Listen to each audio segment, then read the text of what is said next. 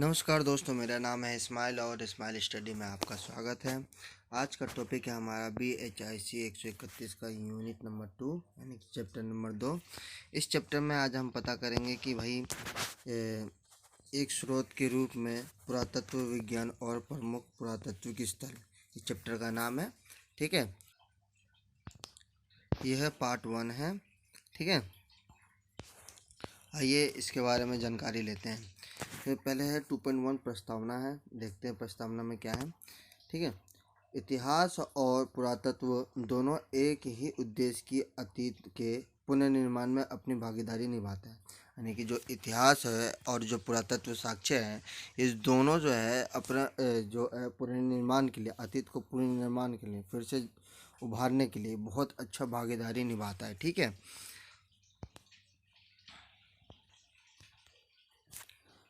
Next point है हमारा, अतीत के पुनर्निर्माण हेतु उनके स्रोत और तरीके अलग अलग होते हैं। यानी कि जो इतिहास और पुरातत्व के जो पुरातत्व के जो है पुनर्निर्माण के लिए इन लोगों का क्या होता है, जो तरीका है वो अलग अलग होते हैं। आइए देखते कौन कौन से हैं। ठीक है, इतिहास में जो लिखित स्रोतों का प्रयोग किया जाता है, जैसे स्रोत वगैरह हो गया, किताबें वगैरह लिखी गई है, वो इतिहासकार के द्वारा जो लिखी गई है वो इतिहासकार जो है लिखित स्रोतों का प्रयोग करते हैं। और उसी प्रकार जो है इसके जो विपरीत है पुरातत्विक, इसको क्या कहते हैं, इसके विपरीत जो है पुरातत्व अवशेष के रूप में उन सामग्रियों का अध्ययन करते हैं जो पृथ्वी पर मनुष्य द्वारा बनाई और उपयोग की गई है। मतलब ये उन जो पुरातत्विक विभाग जो होते हैं या पुरातत्व जो होते हैं, जो मनुष्य उस समय में यूज किए गए सामान, जैसे बर्तन हो गया, व्यापार वगैरह, जो भी सामग्री, मोहर वगैरह, सिक्के, तो उनका अध्ययन करके जो है पुरातत्विक उस समय की जानकारी हमें प्रदान करता है। अगला पॉइंट है, यह अवशेष मानव व्यवहार और अनुभव से जुड़ी जानकारी देती है। जो अवशेष वगैरह जो पाए जाते हैं वो क्या है, जो उस समय के वह कैसे लोग रहा करते थे, किस तरह से खान पान था, किस तरह से लोग रहा करते थे, उनकी जानकारी देता है ये अवशेष जो होते हैं, जो हमें मिलते हैं। जैसे कि पत्थर के औजार हो गए, इमारतें हो गए, ईंटें, मिट्टी के बर्तन हो गए, मूर्तियाँ हो गए, सिक्के, शिलालेख आदि, ये सब हमें उस समय की जानकारी देता है। ठीक है, ये सभी सामग्री पृथ्वी के सतह और उसके नीचे पुरातात्विक स्रोत के रूप में संरक्षित है। जी, जितने सामान जो मिलते हैं, अवशेष जो मिलते हैं, ये क्या है, मिट्टी के सतह पर दबते चले जाते हैं। ठीक है, अब इनको खुदाई करने के बाद ही हमको इस चीज़ के बारे में पता चलता है।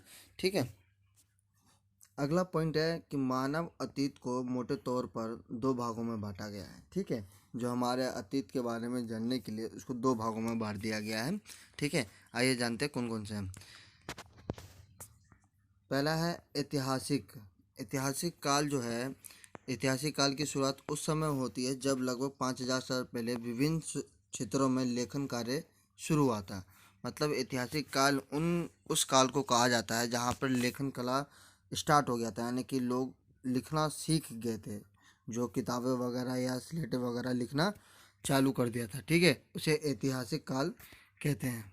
पूर्व ऐतिहासिक काल, इसमें क्या है कि प्रागैतिहासिक जो काल जो है की शुरुआत जो है 30 लाख साल पहले मानव जाति की उत्पत्ति से हुई है। यानी कि जो प्रागैतिहासिक काल जो है या पूर्व ऐतिहासिक काल है, जो मानव की जो उत्पत्ति हुई है 30 लाख साल पहले हो चुकी है।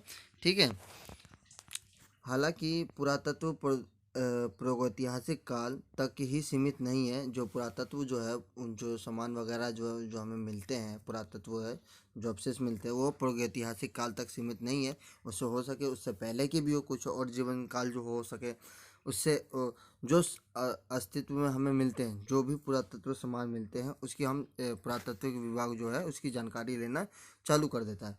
तो ठीक है, लेकिन समय समय पर मनुष्य द्वारा छोड़ी गई सभी सामग्रियों का अध्ययन किया जाता है। जो उस समय जो पूर्व ऐतिहासिक काल के जो लोग होते थे उसमें क्या करते थे भाई, पत्थर वगैरह के औजार बनाया करते थे, उनसे ही अपना जीवन वगैरह काटते थे। लेकिन उस उन्हीं से उस समय के बारे में हमें पता चलता है कि भाई कि इस समय भी लोग जो थे, जो जीवन काल था लेकिन लिखित रूप में नहीं है। ठीक है, अगला पॉइंट हमारा पुरातात्विक स्थल और उनकी बनावटें। जो देखो ऐसा है कि पुरातात्विक स्थल जो है विभिन्न प्रकार के होते हैं, अलग अलग तरीके के बनाए गए, अलग अलग टाइम पे अलग अलग संस्कृति जोड़ी गई है। ठीक है, उसी प्रकार अगला टॉपिक देखते हैं। ठीक है, मानव निर्माण और उपसर्ग तथा इको फैक्ट। जो मानव द्वारा बनाए गए उपसर्ग हो गया तथा इको फैक्ट क्या बना है, यानी कि पर्यावरण उस समय की क्या, पर्यावरण का क्या फैक्ट था। ठीक है, इस टॉपिक के दो साक्ष्य हैं, यानी कि दो बिंदु है। पहला क्या है कि भाई पुरातत्व उन अवशेषों के अध्ययन पर आधारित है जो मानव द्वारा बनाई गई है या परिवर्तन वस्तुएं थी, यानी कि जो मानव द्वारा बनाया गया है उसे परिवर्तन कर दिया गया है। दूसरा इसमें अगला पॉइंट है, अवशेष महत्वपूर्ण तथ्य प्रदान करते हैं जैसे कि उनकी उत्पादन। ठीक है, उत्पादन की प्रक्रिया हो गया, कच्चा माल जिसमें वो बने हैं तथा उनके उत्पादन में शामिल तकनीक, वस्तुओं का उपयोग आदि। ठीक है, इससे हमें पता चलता है। ठीक है, क्या क्या वो मतलब कोई वस्तु बनाया तो किस क्या क्या तकनीकी यूज हो गई, कैसा माल हुआ है, कच्चा है पक्का है, मतलब क्या धातु का प्रयोग किया गया है, तो इसके बारे में पता चलता है। ठीक है, इसमें दूसरा साक्ष्य ये है कि भाई जैविक और पर्यावरण अवशेष जो है, जैविक पर्यावरण जो अवशेष है यह पर्यावरण तथ्यों के रूप में जाने जाते हैं और यह प्राचीन मानव गतिविधियों के कई पहलुओं को प्रकट करता है। ठीक है, पर्यावरणीय तथ्यों में जानवरों की हड्डियां, पौधे के अवशेष, मिट्टी और तलछट आदि शामिल है। पुरातात्विक स्थल, पुरातात्विक स्थलों पर मानव निर्माण, उपसर्ग, पर्यावरणीय अवशेष तथा संरचनाएं एक साथ ही पाई जाती है। जो उपसर्ग वगैरह जो मानव द्वारा जो बनाई गई उस समय की सामग्री वगैरह हो गया, या पर्यावरण अवशेष वगैरह जैसे जानवर वगैरह या पेड़ पौधे, तो ये क्या है, ये जो है ये अवशेष जो है ये एक साथ ही पाई जाती है पुरातात्विक स्थल के पास। ठीक है, अगला पॉइंट है, नेक्स्ट है, पुरातात्विक स्थल एक ऐसे स्थान है जहां मानव गतिविधियों को महत्वपूर्ण चिन्ह मिलते हैं, जो मानव के रहन सहन के बारे में या वहाँ उसके उस समय की उस काल के बारे में कि मानव कैसे क्या क्या गतिविधियां करते थे, तो उसके बारे में हमें पता चलता है। ठीक है, नेक्स्ट पॉइंट है, दूसरे शब्दों में हम यह ऐसे भी जगह है जहां इंसान ने अतीत में कुछ गतिविधियां की है, जैसे हो गया कि मनुष्य द्वारा गुफाओं में चित्रकारी करने से लेकर पिरामिड बनाने तक, स्टोनहेंज, मोहनजोदड़ो जैसे शहरों से लेकर एक छोटी सी जगह जहां शिकारी संग्रहकर्ता ने अपने पत्थर के औजार बनाए आदि तक की सीमा बहुत विस्तृत है। ठीक है, इसीलिए पुरातात्विक स्थलों की जांच पुरातत्वविदों की प्राथमिक कार्य बन जाता है। ठीक है, जिसके आधार पर प्राचीन मानव जीवन को पुनर्निर्माण किया जा सकता है। नेक्स्ट पॉइंट है हमारा, पुरातात्विक स्थल कैसे बनाए जाते हैं। ठीक है, पुरातात्विक स्थल बनाने के दो ही तरीके होते हैं। ठीक है, आइए जानते क्या क्या है। पहला है सांस्कृतिक होता है और दूसरा प्राकृतिक होता है। आइए जानते हैं कि सांस्कृतिक और प्राकृतिक पूर्वा स्थल क्या है। ठीक है, पहला है सांस्कृतिक। पुरातात्विक सांस्कृतिक निर्माण की प्रक्रिया का अर्थ ऐसी गतिविधियों से है जिसे मनुष्य जानबूझकर एक जगह पर करते हैं, जैसे कि पुरावशेष बनाना और उनके उपयोग करना, घर बनाना या छोड़ना, कचरा निपटान के लिए गड्ढे खोदना, व वस्तुओं वस्तुओं को फेंकना या आकस्मिक गतिविधियां जैसे कि चीज़ों की क्षति होना आदि। सांस्कृतिक जो गतिविधियां थी, जो लोग उस समय क्या करते थे कि भाई अपना घर वर बनाने के लिए या कोई कचरा वो निपटान करने के लिए या कुछ भी बनाते थे, तो उसको बना करके वो ऐसे छोड़ दिया करते थे। ठीक है, या चले जाते थे। जैसे हड़प्पा की सभ्यता में क्या हुआ कि भाई हड़प्पा की सभ्यता में लोग अपने रहने सहने के लिए जगह बनाए, बहुत अच्छी तरह से व्यवस्था बनाई, लेकिन प्राकृतिक ने क्या किया कि भाई उसको तहस नहस कर दिया। उस समय के लोगों को तो नष्ट कर दिया, लेकिन क्या हुआ कि जो उस समय के जो सामान जो थे, घर वगैरह थे, गर्त वगैरह जो थे, उनके मतलब वो उस चीज़ों से हमें उस समय की जानकारी हमें पता चलती है जो सांस्कृतिक है। ठीक है, इसी प्रकार का जो है अगला पॉइंट है हमारा प्राकृतिक। प्राकृतिक जो है प्राकृतिक घटनाओं स्थल को कैसे दफन कर देती हैं, जो मतलब है जो सामान जो उस समय के शहर वगैरह जो बने हैं, अब वो उस समय लोग चले गए तो उस समय क्या होता है कि भाई प्रकृति के अपने कैसे कार्य करती है। उदाहरण के लिए हवा, पानी या जानवरों की गतिविधियां उन चीज़ों पर परिवर्तन ला देती है। मान लीजिए कोई घर बना या कोई ऐसी शहर बनी और उस समय के लोगों की उस जगह के लोग ख़त्म हो गए, मतलब किसी प्रक्रिया के द्वारा ख़त्म हो गए, तब भाई वो धीरे धीरे क्या हुआ कि हवा हो गया, पानी हो गया, या कह सकते हो कि बाढ़ वगैरह आकर के उस एरिया को क्या है कि भाई ढक दिया जाता है पूरी तरीके से।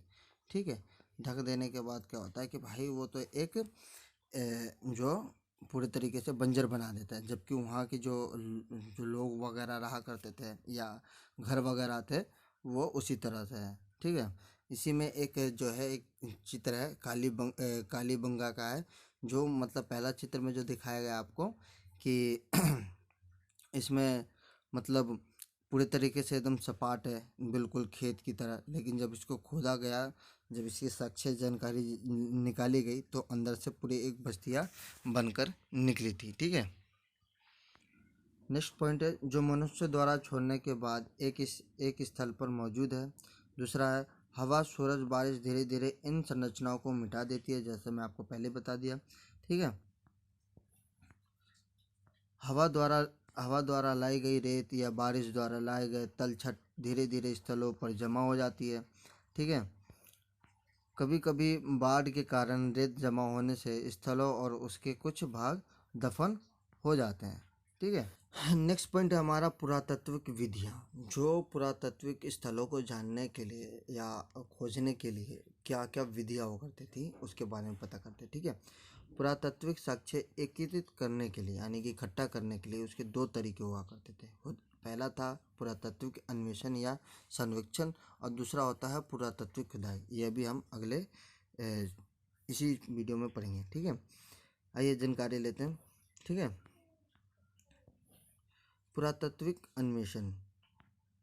पुरातात्विक अन्वेषण में स्थलों को सतह पर पाए जाने वाले अवशेष को आधार पर पुरातात्विक स्थलों की जांच की जाती है। ठीक है, जैसे मान लीजिए कि कोई पुरातात्विक स्थल नीचे दबा पड़ा हुआ, या उस समय क्या है कि पूरा बंजर खेत वगैरह हो जाती है, तो उस समय जो उस बंजर खेतों पे जो पाए गए या उस ज़मीन पे जो पाए गए सामानों का अन्वेषण करते थे। ठीक है, उनकी सतह पर पाए जाने वाले अवशेष के आधार पर पुरातात्विक जो है स्थल की जांच करते थे। ठीक है,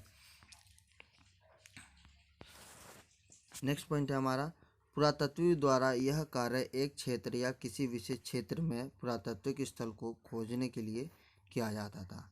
ठीक है, इसके लिए इसके लिए वह विभिन्न तरीके के इस्तेमाल करते थे। जैसे पहला है स्थलों के हवाई सर्वेक्षण के माध्यम से उच्च टीलों, फसल उगाने के तरीके और क्षेत्र आदि का पता लगाया जाता था। जो है पहले जो है कि हवाई सर्वेक्षण करते थे, मतलब पहले ऊपर हवाई जहाज से जाकर चेक करते थे, मतलब उस एरिया को चेक करते थे कि भाई ये जो पुरातात्विक स्थल है कहाँ तक फैला पड़ा है। ठीक है, लेकिन यही काम क्या होता है कि भाई आज के डेट में अब यह उपग्रह द्वारा लिए गए चित्रों और भौगोलिक सूचनाओं प्रणाली जीआईएस के माध्यम से किया जाता है, जो सैटेलाइट के द्वारा अब ये किया जाता है कि भाई ये पुरातात्विक स्थल के बारे में उनकी जानकारी सैटेलाइट के द्वारा ले लेते हैं। ठीक, जमीन के संरक्षण के लिए अलग अलग तरीकों के साथ भी पुरातात्विक स्थलों की खोज और जांच की जाती है, जिसमें से एक पहला है भौतिक पद्धति। ठीक है, भौतिक पद्धति में क्या होता है कि भाई भौतिक पद्धति के द्वारा पुरातत्वविद जो होते थे, जो उनका एक दल क्या है विभिन्न गांव में उसके आसपास के गांव में क्या जाते थे। ठीक है, और आसपास के गांव में जाते थे और अतीत के पुरानी बस्तियाँ या अवशेष के बारे में पूछता था, यानी कि वहाँ के लोगों से पूछा करते थे कि भाई यहाँ पहले क्या था, कैसे था, यहाँ का इतिहास बताओ। तो कुछ जो पुरातत्व विभाग के जो कुछ दल थे वहाँ आसपास के गांव में जाते हैं। ठीक है, इसी प्रकार इसी पद्धति के प्रयोग भारत में बड़े पैमाने पे किया जाता है। यही जो है भारत के अंदर क्या है कि भाई इतिहास के किसी पुरातात्विक स्थल को जानने के लिए वो उम, इस पद्धति को अपनाते हैं जो डोर टू डोर जा कर के पता करते हैं गांव में। ठीक है। अगला पॉइंट है हमारा, क्षेत्रीय सर्वेक्षण के लिए सावधानी पूर्वक योजना बनाई जाती है। यानी कि उस क्षेत्र के जो जानने के लिए सावधानी पूर्वक एक योजना बनाई जाती है। ठीक है। इसमें पूरे क्षेत्र को एक ग्रिड यानी कि एक मानचित्र के रूप में और उपभोग के विभाजित किया जाता है, यानी कि एक ग्रिड के रूप में बांट दिया जाता है। ठीक है। पुरातत्वविद सभी चयनित ग्रिडों या मानसूनों इकाइयों का पूरी तरह से जांच पड़ताल करते हैं और मानवीय गतिविधियों का पता लगाते हैं। ठीक है।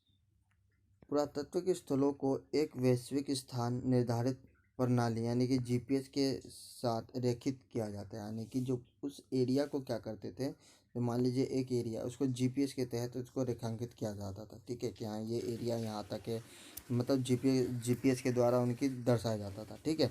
ताकि उनके वितरण के तरीके को एक मानचित्र पर दिखाया जा सके। ठीक है। जो उनकी फैलाव को एक मानचित्र पर दिखाया जा सके। इसी का अगला पॉइंट है, अतीत को बेहतर जानने के लिए पुरातत्वविदों ने खोज और उत्खनन दोनों में वैज्ञानिक तकनीक की एक प्रणाली का उपयोग किया है। जो अतीत को जानने के लिए क्या है कि भाई वैज्ञानिक जिस हिसाब से आज के डेट में डेवलपमेंट हो गया, तो उनको जानने के लिए नए नए मशीनें आ गए, नए नए तरीके हो गए। ठीक है। तो उसी के बारे में है। आगे देखते हैं। पुरातात्विक अन्वेषण में जीपीआर, विद्युत प्रतिरोधक सर्वेक्षण, मैग्नेटोमीटर जैसे तकनीक का उपयोग किया जाता है। ठीक है। जीपीआर एक ग्रेड होता है, उसके तहत उसकी जानकारी लिया जाता है। ठीक है। जो खुदाई के बिना स्थलों और कब्र संरचनाओं की प्रकृति को जानने में हमारी मदद करता है। ठीक है। इन तकनीकों को गैर विनाशक के रूप में जाना जाता है। यानी कि ये जो तकनीक है, मतलब वहाँ उस एरिया को ऐसे ही जांच लिया जाता था, स्कैन कर लिया जाता था एक तरह से। ठीक है। क्योंकि वह किसी भी तरह से पुरातात्विक रिकॉर्ड को नुकसान नहीं पहुँचाते। ठीक है। अगला टॉपिक है हमारा पुरातात्विक उत्खनन। ठीक है। उत्खनन के दो प्राथमिक तरीके हैं जिनमें पुरातात्विक स्थलों की खुदाई की जा सकती है। ठीक है। पहला है क्षैतिज और दूसरा है ऊर्ध्वाधर। ठीक है।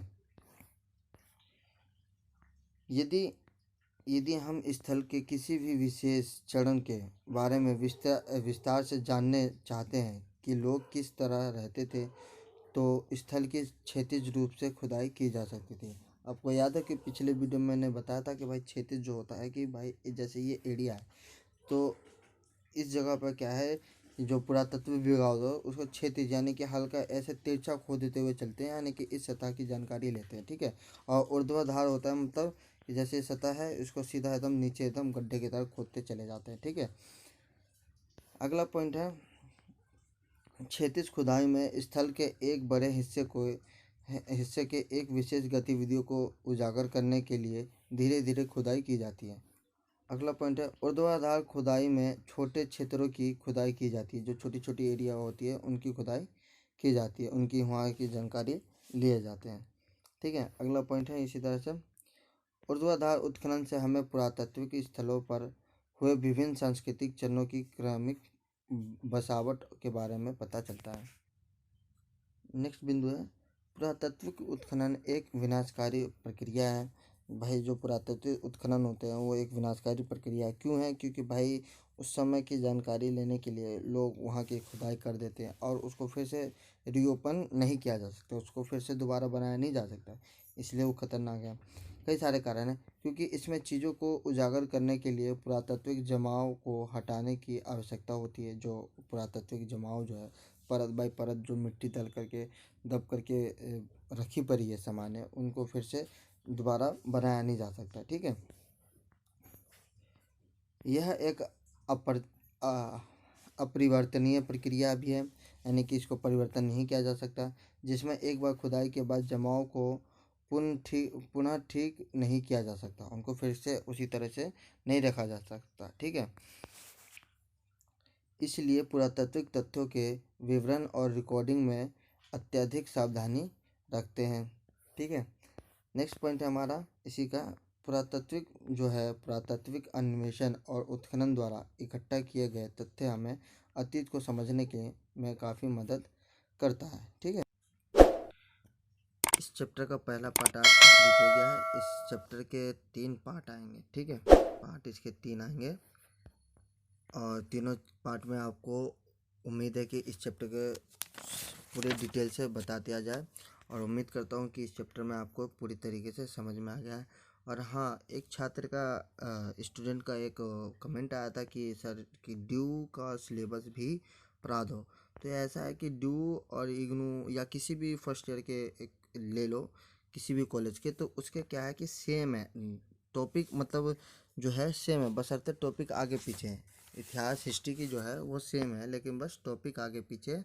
वो भी मैं ड्यू के जो है वो भी मैं बना दूंगा, फर्स्ट ईयर के उसको भी मैं क्लियर कर दूंगा। ठीक है।